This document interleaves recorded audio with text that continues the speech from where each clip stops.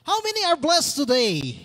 Yan, itaas niyo ang inyong kamay if you are blessed. Kung nandito tayo sa church, kung nasa online ka, type mo dyan, Amen, if you are blessed. Kasi I know every gising is a blessing from the Lord. Kaya mapalad tayo, humihinga pa tayo at nandiyan pa tayo. Amen, hallelujah. So about tithes and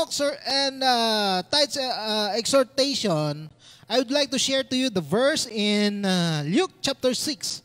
Ayan, kung meron kayong mga Bible dyan, basahin ninyo. Verse 38, yun, alam ni Coach. Hallelujah, mukhang nag-usap kami kanina. Luke 6:38, mga kapatid, ang sabi rito, give and it will be given to you, a good measure, pressed down, shaken together, running over, will be poured into your lap, for with the measure you use, it will be measured to you. Hallelujah. Magbigay at ikaw daw ay pagbigyan. Hallelujah. So, tanong mga kapatid, why do we give? Or why do we give our tithes, our offering to the Lord? I don't know with you, but as for me, I give because it provides for God's house. Amen? Kasi paano nga naman makakagalaw ang iglesia, mga kapatid, kung walang ating tithes and offering, walang finances. Kailangan yun. Tayo nga, tao, minsan, di ba? Paano ka makakabili sa tindahan kung wala kang pera? So it provides for God's house. And number 2, it tells God, I trust Him. Amen? Kasi minsan sabihin natin, ay mukhang kulang na to. Hindi na yata ito makakatawid. Pizza de peligro na. Malayo ba ang katapusan? Hallelujah. So number 3, it creates margin in my life for God to fill. Amen?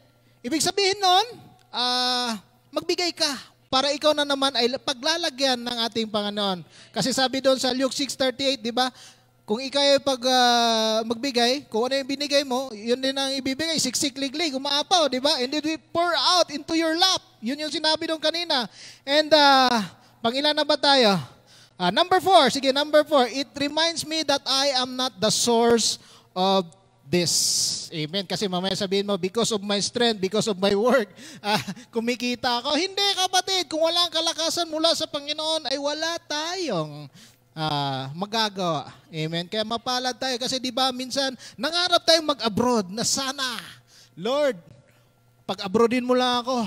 Pag nakapag-abroad ako, Lord, ibibigay ko ang 10% ng aking sahod. Ang tanong, kapatid, saan na yun? Hinahanap na ni Lord. Hallelujah. Amen. So pangilan na, number 5 na tayo. It connects my money to a kingdom purpose.